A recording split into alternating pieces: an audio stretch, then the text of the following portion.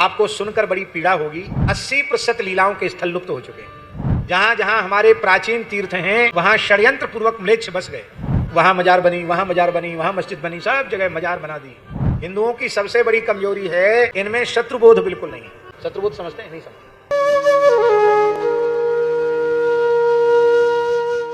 बड़े दुर्भाग्य की बात है, सबसे ज्यादा लीलाएं कामबन क्षेत्र में हुई, सबसे ज्यादा लीला।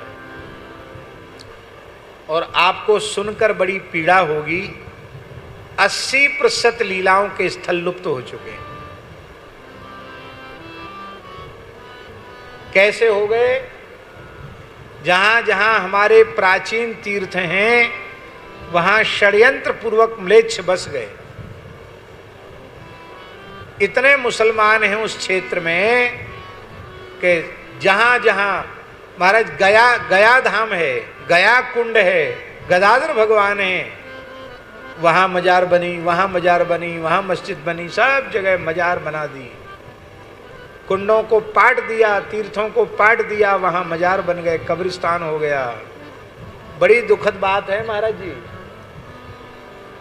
साधुओं के बहुत स्थान थे, नहीं रह गए, हिंदू छोड़ छोड़ के भाग रहे हैं, उनकी संख्या बहुत बढ़ रही है। हमारी गौशाला के चारों ओर मेव हैं। यहाँ की क्या हालत देख रहे हैं आप? पूरे क्षेत्र में, पूरा वही क्षेत्र है, सब तीर्थ घिरे हुए हैं और हिंदू असंगठित है। स्वामी जी, हिंदुओं की सबसे बड़ी कमजोरी, हिंदुओं की सबसे बड़ी कमजोरी है इनमें शत्रुबोध बिल्कुल नहीं है। शत्रुबोध समझते हैं? नहीं समझते। आप समझ लो कि अमुक व्यक्ति हमारा कभी भला करेगा नहीं, ये हमारा दुश्मन है, मरते मर जाए पर हमारा बुरा ही चाहेगा, बुरा ही करेगा, तो आप उससे सावधान रहोगे कि नहीं रहोगे? कि उसके घर में भोजन करोगे, कि उसको चूमोगे, चाटोगे, क्या करोगे उसका? जब आपको पक्का पता चल गया कि किसी भी कीमत पर ये हमारा भला करने वाला नहीं, तो आप सावधान हो जाओगे। पर इतने तीर्थ, इतने मठ मंदिर, इतनी मूर्तियां नष्ट की, इतने गोवंश का संहार किया, फिर भी हम उनको अपना मित्र बनाए बैठे हैं। हमारे में शत्रुबोध होता तो देश की स्वतंत्रता के बाद ये थोथी धर्मनिरपेक्षता का दंभ हम नहीं भरते।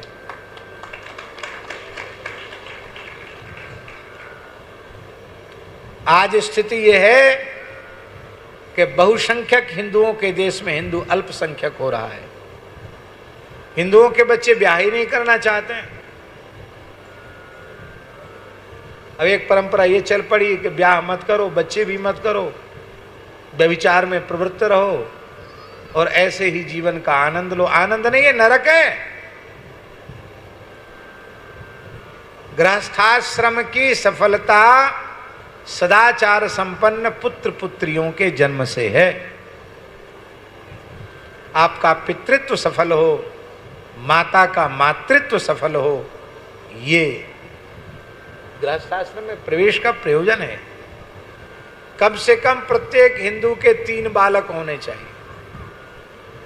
एक सेना में भेज दो, एक को अच्छे संस्कार देके बाबाजी बना दो। बाबाजियों की संख्या बहुत कम हो रही है।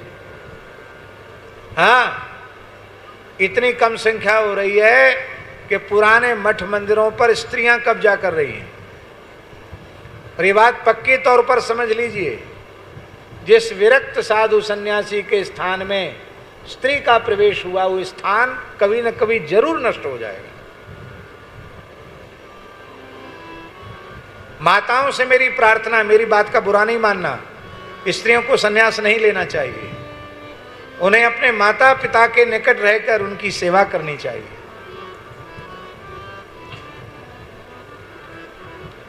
पुरुष और स्त्री एक स्थल पर एक साथ रहेंगे तो उनका जीवन पवित्र नहीं रह सकता है। किसी एक का रह जाएगा, दूसरे का नहीं रहेगा। इसलिए माताओं को अपने परिवार में रहकर भजन करना चाहिए, और विरक्तों को, सन्यासियों को, महात्माओं को जो पुरानी वैराग्य की, साधुता की रेख टेक है, उसी रेख टेक में रहना चाहिए, उसी में जीना चाहिए, उसी में लाभ। संत श्री मलुकदास जी की एक साखी, विरक्तों के लिए अमृत संजीवनी के समान। नारी घोटी अमल की, अमली सब संसार, कोई एक साधु ऐसा ना मिला, जो संग उतरा हो पार। स्त्री का संग करके कोई साधु भव सागर से पार उतर गया हो, सिद्ध संत मलुकदास जी कहते हमने इतिहास में नहीं देखा। गृहस्थ और साधु में अंतर क्या है? गृहस्थ स्त्री संग करता है, साधु स्त्री संग का त्याग करता है, वर्जन करता है, इतना ही तो अंतर है।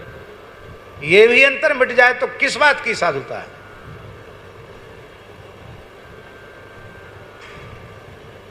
ये स्थिति हो रही महाराज।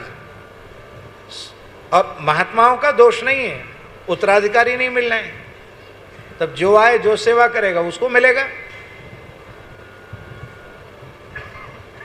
इसलिए एक सेना में भेजो, एक को साधु बनाओ, और एक कहीं रह जाए तो उसको इंग्लैंड और जर्मन और फ्रांस और अमेरिका मत भेजो, उसको अपने घर में रखो, जो बुढ़ापे में मैया बाप की सेवा करे, घर का काम संभाले, घर में गौ ब्राह्मण साधु संत अतिथि उनका सत्कार करे। हैं मैया बाप पढ़े हैं भारत में, छोरा छोरी पढ़े हैं विदेश में। हमने ऐसे इतिहास देखे हैं महाराज जी कि मर गए, संस्कार करने नहीं आए, आने की भावना नहीं थे, उनको टिकट नहीं मिला। अब यहाँ कितने दिन तक रखें?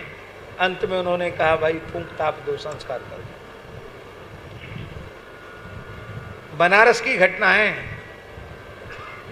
एक अच्छे मारवाड़ी परिवार की माताजी वहां रहती थी, पोता विदेश में अमेरिका में रहता था।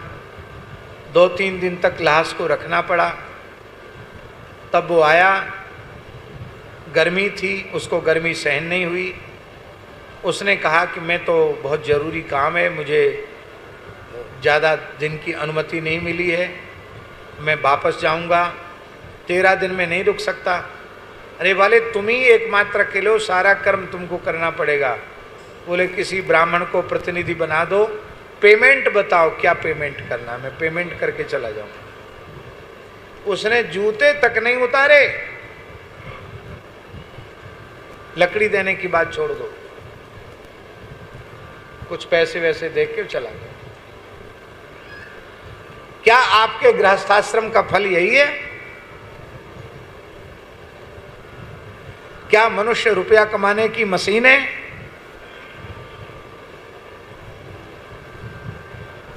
इसलिए गृहस्थाश्रम का भी एक सुख होता, उस सुख को लीजिए, माता पिता की सेवा करो।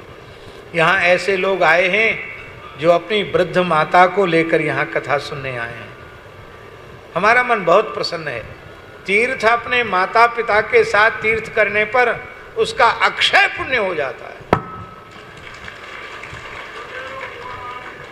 माता पिता की सेवा करना पुत्र का, संतान का धर्म है। हम तो 3 ही बेटा कह रहे हैं, शास्त्र तो ज़्यादा की बात कह रहा है। पुराणों में लिखा यष्टव्या बहवो पुत्रा, कई पुत्रों को जन्म देना चाहिए। बहवः, 1-2 नहीं, बहवः, बहुत से पुत्रों को जन्म दो। क्यों? बोले यद्य कोपि गयाम प्रजेत, ज़्यादा पुत्र होंगे तो कोई एक तो गया चला जाएगा। हैं? नीलम वृषभमुत्सृजेत, अथवा नील वृषभ को छोड़ेगा, वृषोत्सर्ग करेगा, अथवा अश्वमेध से यजन करेगा, कुछ तो करेगा। महाराज जी गर्भाधान के पूर्व जो श्राद्ध होता है, पिंडदान होता है, गर्भाधान संस्कार के पूर्व ही एक श्राद्ध होता है ऋतु स्नान के पश्चात। तो मध्यम पिंड को यजमान पत्नी आग्रहण करके गाय को खिलाती है। जब वह कृत्य संपन्न होता है अब क्या करें, हम लोग पढ़ते ही नहीं, गृह सूत्र वगैरह पढ़ते नहीं, तो पता ही नहीं, न स्मृतियों को पढ़े न ग्रंथों को पढ़ने की फुर्सत किसी को नहीं। किसी को पढ़ने लिखने की फुर्सत नहीं है। आप जो बात कह रहे थे ना कि मोबाइल से सब चौपट हो गया, वही बात है। और कोई बात पूछनी तो मोबाइल से पूछ लो, और मोबाइल की सब जानकारी सही नहीं है, गलत जानकारियां भी। तो महाराज जी उसमें जब वह कृत्य संपन्न हो जाता है श्राद्ध का, तो वह विशिष्ट श्राद्ध होता है। पितरों से प्रार्थना की जाती है कि संस्कार युक्त उत्तम संतान गर्भ में आवे। तो उस समय यजमान पत्नी को कुलगुरु आशीर्वाद देता है। वहाँ मंत्र है, अष्टपुत्रा भवत्वंच सर्वदेव पतिव्रता। आशीर्वाद देता है कुलगुरु, अष्टपुत्रा भव, तुम 8 पुत्रों को जन्म देने वाली बनो, और सर्वदेव पतिव्रता, तुम पातिव्रत धर्म में परिनिष्ठिता बनो। यह आशीर्वाद देता है। तो बहुत बड़े बड़े तीर्थ लुप्त हो गए हैं। सरकारों का कर्तव्य है कि वे न्याय का, धर्म का पक्ष लेकर के जो प्राचीन ऐतिहासिक तीर्थ हैं जो अतिक्रमण में चले गए हैं, उनमें भेद न रखे कि किसी हिंदू ने अतिक्रमण किया है कि अन्य ने अतिक्रमण किया है। जो कोई भी अतिक्रमणकारी हो उसको तत्काल हटावे। उस तीर्थ के तीर्थत्व को सुरक्षित रखना चाहिए। आई मेरे श्याम